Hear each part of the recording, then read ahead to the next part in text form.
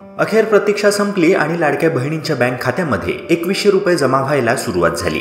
होय मित्रांनो, आजपासून लाडक्या बहिणींच्या बँक खात्यामध्ये फेब्रुवारी महिन्याचा हप्ता जमा होण्यास सुरुवात होणार आहे। एकनाथ शिंदे जे महाराष्ट्र राज्याचे उपमुख्यमंत्री आहेत, त्यांनी एक मोठी महत्त्वाची अशी घोषणा केली आहे। एकनाथ शिंदे नेमके काय म्हणाले? लाडकी बहीण योजनेच्या लाभार्थी महिलांकरिता ती गुड न्यूज कोणती? तसेच ज्या महिलांना आतापर्यंत लाडकी बहीण योजनेचे काहीच पैसे मिळाले नसतील किंवा 1-2 हप्ते देखील मिळाले नसतील, अशा महिलांकरिता महत्त्वाची माहिती आजच्या व्हिडिओच्या माध्यमातून आपण जाणून घेणार आहोत। शिवाय मित्रांनो, पहिल्या टप्प्याकरिता ज्या 10 जिल्ह्यांची निवड करण्यात आलेली आहे, ते 10 जिल्हे कोणते, तसेच सिलेक्ट केलेल्या 9 बँका कोणत्या, ते देखील आजच्या व्हिडिओच्या माध्यमातून आपण जाणून घेणार आहोत। अत्यंत महत्त्वाचा असा हा आजचा व्हिडिओ असणार आहे। लाडकी बहीण योजनेविषयीची धक्कादायक अपडेट सुद्धा आपण आजच्या व्हिडिओच्या माध्यमातून जाणून घेणार आहोत। व्हिडिओ शेवटपर्यंत अगदी लक्षपूर्वक बघा। मित्रांनो, ह्या अत्यंत महत्त्वपूर्ण अशा व्हिडिओला सुरुवात करण्यापूर्वी एक नम्र विनंती तुम्हाला करतोय। जर तुम्ही आपल्या YouTube चॅनलवर नवे असाल तर ह्या व्हिडिओला लाईक करून चॅनलला नक्की सबस्क्राईब करा,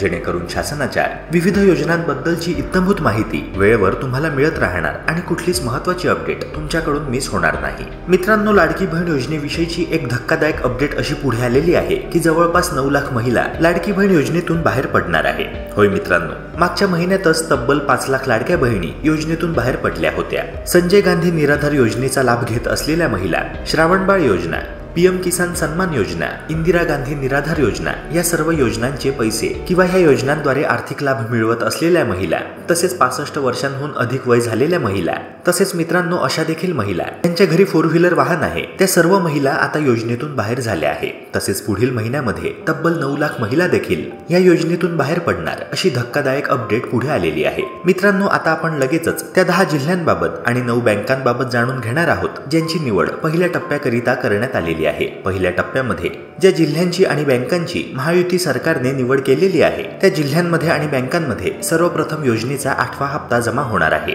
लाडक्या बहिणींना त्यांच्या बँक खात्यामध्ये 1500 रुपयांचा हप्ता मिळणार आहे। होय मित्रांनो, तुर्तास तरी लाडक्या बहिणींना 1500 रुपयांचाच फेब्रुवारी महिन्याचा हप्ता मिळणार आहे। शिवाय मार्च महिन्याचा हप्ता देखील त्यांना 1500 रुपयांचाच मिळणार आहे। मित्रांनो, खरं तर महायुती सरकारने दिलेला शब्द पाळलेला नाहीये, कारण निवडणुकीपूर्वी विधानसभेच्या ज्या महाराष्ट्र राज्याच्या निवडणुका झाल्या, त्या निवडणुकांच्या प्रचार सभेदरम्यान महायुती सरकारच्या बड्या नेत्यांनी असे आश्वासन दिले होते की लाडक्या बहिणींच्या बँक खात्यामध्ये आता आम्ही डबल हप्ता सुरू करणार, 1500 रुपयांचा हप्ता आम्ही लगेचच 2100 रुपयांचा करू। मित्रांनो, ह्या आश्वासनावर विश्वास ठेवून महाराष्ट्रातील तमाम लाडक्या बहिणींनी महायुती सरकारला प्रचंड मतदान केलं। महायुती सरकार पुन्हा एकदा सत्तेत आलं, पण सत्तेत आल्यापासून 4-5 महिन्यांचा कालावधी लोटून गेल्यानंतर देखील लाडक्या बहिणींच्या हप्त्यामध्ये वाढ झालेली नाहीये। 1500 रुपयांचा हप्ता 2100 रुपयांचा होण्याकरिता त्यांना अजून 1.5 महिने वाट पाहावी लागणार आहे। होय मित्रांनो, एप्रिल महिन्यापासून लाडक्या बहिणींना 2100 रुपयांचा हप्ता मिळायला सुरुवात होणार आहे, कारण अर्थसंकल्प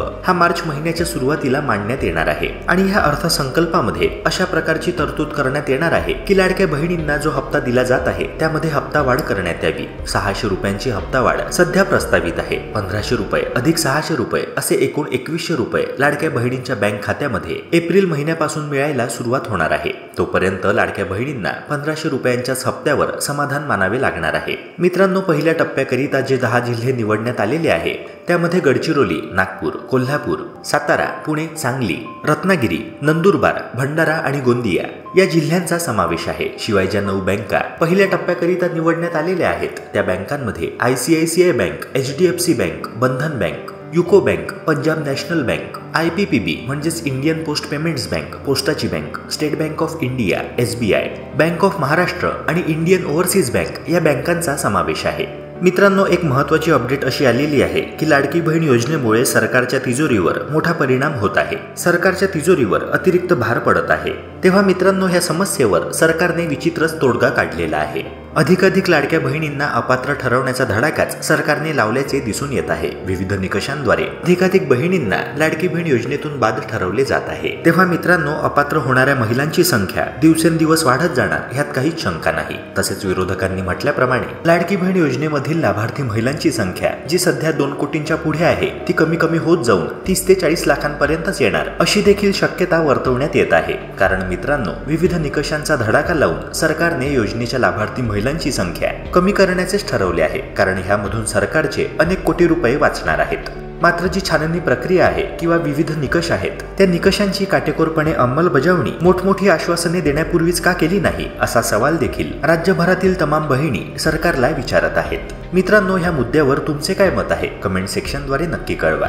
तसेच मित्रांनो, आतापर्यंत तुमच्या बँक खात्यामध्ये लाडकी बहीण योजनेद्वारे किती पैसे जमा झाले, अन्नपूर्णा योजनेचे पैसे तुमच्या बँक खात्यामध्ये आलेत की नाही ह्याबाबत देखील मला नक्की कळवा, कारण तुमच्या ह्या कमेंट्सद्वारे सगळ्यांना कळून येणार की ह्या योजनेमध्ये अजूनही बऱ्याच त्रुटी आहेत ज्या वेळेत दूर करणे अत्यंत गरजेचे आहे। मित्रांनो, सरकारने अपात्र बहिणींना योजनेतून दूर करण्याचा हा जो धडाका लावला आहे त्यामागील कारण देखील स्पष्ट केले आहे। उपमुख्यमंत्री एकनाथ शिंदे यांनी सांगितले की लाडकी बहीण योजना ही केवळ गरजू आणि गरीब महिलांकरिता सुरू करण्यात आलेली योजना आहे। मात्र छाननी प्रक्रियेद्वारे असे आढळून येत आहे की ज्या महिलांना ह्या पैशांची इतकी गरज नाहीये, ज्या सुखवस्तू कुटुंबातील श्रीमंत महिला आहेत त्यांनी देखील आतापर्यंत योजनेचा लाभ मिळवलेला आहे।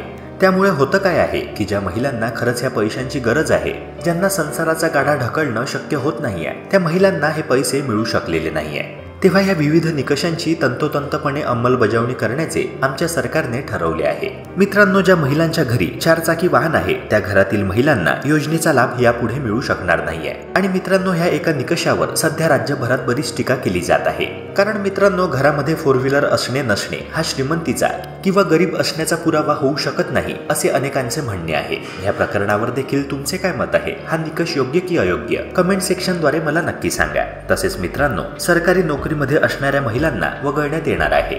दिव्यांग योजनेचा लाभ घेणाऱ्या महिलांना देखील अपात्र ठरवले जाणार आहे। लाभार्थी महिला जर शासनाच्या इतर विभागामार्फत राबवण्यात येणाऱ्या आर्थिक योजनेद्वारे दरमहा 1500 रुपये किंवा त्यापेक्षा जास्त रकमेचा लाभ घेत असेल तर त्यांना देखील वगळण्यात येणार आहे। तसेच मित्रांनो, ह्या महिन्यामध्ये योजनेतून अपात्र होणाऱ्या महिलांची संख्या ही 15 लाखांपर्यंत पोहोचण्याचा अंदाज वर्तवण्यात येत आहे। महाराष्ट्र राज्यामध्ये पुन्हा जर आमचं सरकार आलं तर ह्या योजनेतील लाडक्या बहिणींना दरमहा दिले जाणारे पैसे 2100 रुपयांपर्यंत आम्ही करू असे आश्वासन महायुतीने दिले होते। महायुती सरकार पुन्हा एकदा सत्तेत आलं, पण आता ह्या आश्वासनाची पूर्तता करताना सरकारच्या नक्कीच नाकी नऊ येत आहेत। पुढील महिन्यामध्ये राज्यामध्ये अर्थसंकल्प सादर केला जाणार आहे, तेव्हा 2100 रुपयांचा हप्ता होणार, पण हे जे वाढीव 600 रुपये आहे त्याच्यामुळे सरकारच्या तिजोरीवर आणखीनच आर्थिक भार वाढणार आहे, कारण सध्याच 1500 रुपयांचा हप्ता लाडक्या बहिणींना देता देता राज्याची आर्थिक घडी चांगलीच विस्कटलेली आहे। आधीपासूनच महाराष्ट्रावर कित्येक हजार कोटींचे कर्ज आहे आणि त्यातल्या त्यात लाडकी बहीण योजनेमुळे सरकारी तिजोरीचे चांगलेच कंबरडे मोडले आहे अशी स्थिती आहे असे सुप्रीम कोर्टाने नोंदवले आहे।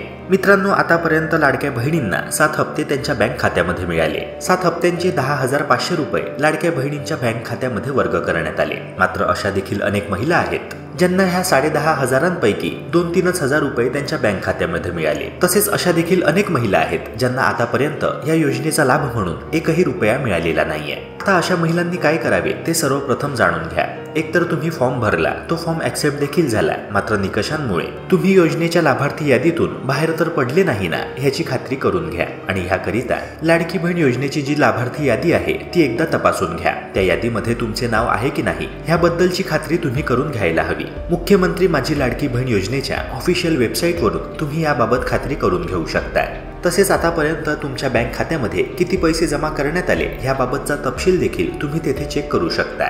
मित्रांनो, जर ह्या गोष्टीमध्ये त्रुटी आढळून आली नाही, लाडकी बहीण योजनेच्या लाभार्थी यादीमध्ये जर तुमचं अजूनही नाव असेल तर मग तुम्हाला बँकेशी रिलेटेड काहीतरी इश्यू असू शकतो। एकतर तुम्ही अशी बँक नोंदवलेली आहे जिला स्वतःचा स्वतंत्र असा IFSC कोड नाहीये। आणि मित्रांनो, अनेक महिलांना केवळ ह्याच गोष्टीमुळे लाडकी बहीण योजनेचा हप्ता बँक खात्यामध्ये मिळवताना समस्या आलेली आहे। IFSC कोड नसल्यामुळे तुमच्या बँक खात्यामध्ये सरकारी योजनेचे पैसे जमा होऊ शकलेले नाहीये। तेव्हा मित्रांनो, अशी बँक सिलेक्ट करा, मग ती सरकारी असो किंवा प्रायव्हेट, त्या बँकेला स्वतःचा स्वतंत्र असा IFSC कोड असावा।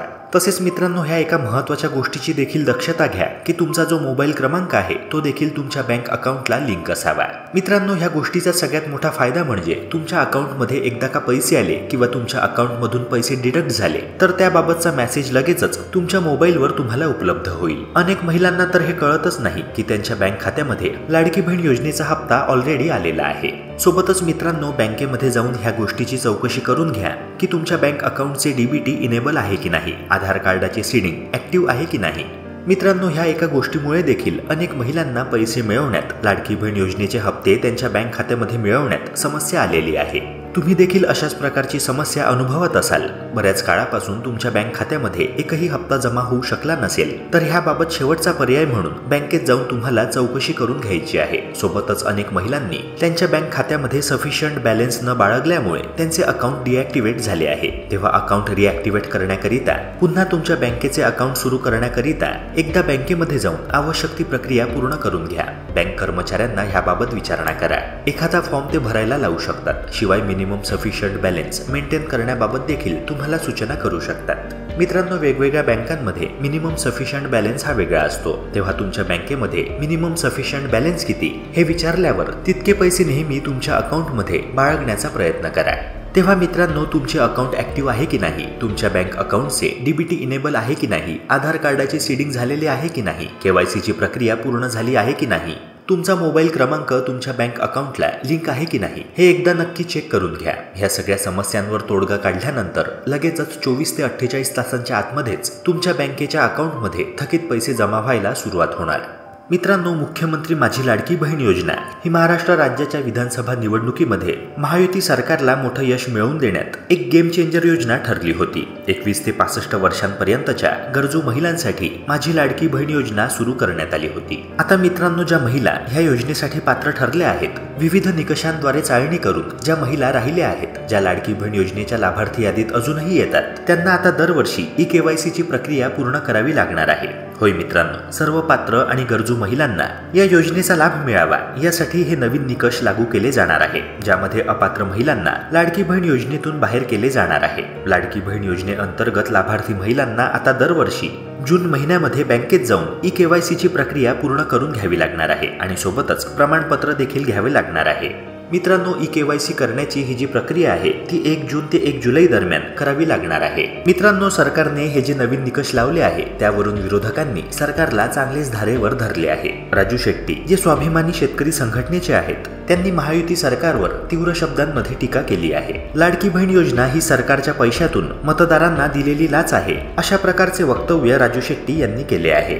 लाडकी बहीण योजनेमुळे किती योजनांना कात्री लावावी लागली हे सरकारने स्पष्ट करावे। या योजनेमुळे सामाजिक योजनांना लाडकी बहीण योजनेचा फटका बसला असल्याची टिप्पणी त्यांनी केली। राजू शेट्टी म्हणाले की गेल्या 3 वर्षापासून विद्यार्थ्यांना शिष्यवृत्तीचे पैसे मिळालेले नाहीयेत, शेतकऱ्यांचे ठिबक सिंचनाचे अनुदान प्राप्त झालेले नाहीये, सामाजिक योजनांना कात्री लावावी लागत आहे आणि सवंग प्रसिद्धी मिळेल अशा योजनांच्या पाठी धावायचे, अशात हे सरकार फसले आहे, असे देखील राजू शेट्टी म्हणाले। लाडकी बहीण योजनेसाठी 46,000 कोटींचा खर्च केला जात आहे, त्यामुळे आदिवासी, दलित, अल्पसंख्याक योजनांना या योजनेचा फटका बसला असल्याचा आरोपही त्यांनी केलाय। राजू शेट्टी म्हणाले की संवेदनशील विषयांना हात घालून तरुणांची डोकी भडकवण्याचे काम सध्या राज्यभरात सुरू आहे आणि ह्यातून काही पक्ष स्वतःची राजकीय पोळी भाजून घेत आहे। या तरुणांचे चळवळींच्या माध्यमातून प्रबोधन करणे आवश्यक असल्याचे मतही त्यांनी व्यक्त केले।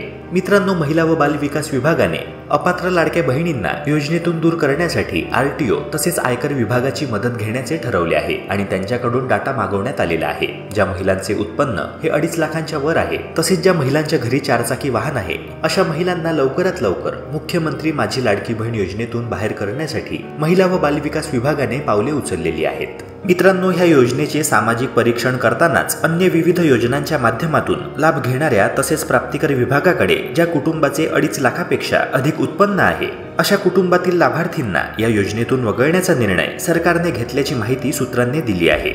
मित्रांनो, अजूनही 11 लाख अर्जांची छाननी प्रलंबित आहे आणि 11 लाख अर्जांची आधारशी जोडणी देखील प्रलंबित आहे। मित्रांनो, लाडकी बहीण योजनेविषयीचे काही महत्त्वाचे मुद्दे तुम्हाला माहिती असायलाच हवे, ज्यामधील पहिला आणि सर्वात महत्त्वाचा मुद्दा म्हणजे नव्याने पात्र झालेले तसेच नव्याने आधार जोडणी केलेल्या लाभार्थ्यांना आता आधीच्या महिन्यांचा म्हणजे जुलैपासूनचा लाभ न देता अर्ज मंजूर झाल्याच्या पुढील महिन्यापासून लाडकी बहीण योजनेचा लाभ दिला जाणार आहे। दरवर्षी 1 जून ते 1 जुलै दरम्यान केवायसी आणि लाभार्थी हयात आहे किंवा नाही याची तपासणी केल्यानंतरच पुढील लाभ दिला जाणार आहे। मित्रांनो, लाडकी बहीण योजनेचा लाभ जर महिलेला घ्यायचा असेल तर त्याकरिता तिच्या कुटुंबाचे एकत्रित वार्षिक उत्पन्न हे 2.5 लाखांपेक्षा कमी असावे ही एक महत्त्वाची अट असली तरी त्याचे उल्लंघन करून अनेक महिलांनी आतापर्यंत योजनेचा लाभ घेतल्याचे समोर आले आहे। त्यामुळे प्राप्तिकर विभागाकडून आयकरदाता महिलांची माहिती प्राप्त करून घेण्यात येणार आहे आणि त्यातून 2.5 लाखापेक्षा जास्त उत्पन्न असणाऱ्या लाभार्थी महिलांना देखील यादीतून वगळण्यात येणार आहे। तसेच मित्रांनो, अन्य मार्गांनी देखील एखाद्या लाभार्थी महिलांच्या कुटुंबाचे उत्पन्न हे 2.5 लाखापेक्षा जास्त असल्याचे आढळून आले तर संबंधित महिलेला लाडकी बहीण योजनेतून अपात्र ठरवण्यात येणार आहे. तसेच यापुढे अशा महिलांना योजनेचा लाभ मिळणार नाही याची दक्षता घेतली जाणार आहे. मित्रांनो, या विविध निकषांवर तुमचे काय मत आहे कमेंट सेक्शनद्वारे नक्की कळवा. तसेच व्हिडिओला लाईक करून चॅनलला नक्की सबस्क्राईब करा. भेटूया पुन्हा एका नव्या व्हिडिओसह. जय हिंद, जय महाराष्ट्र.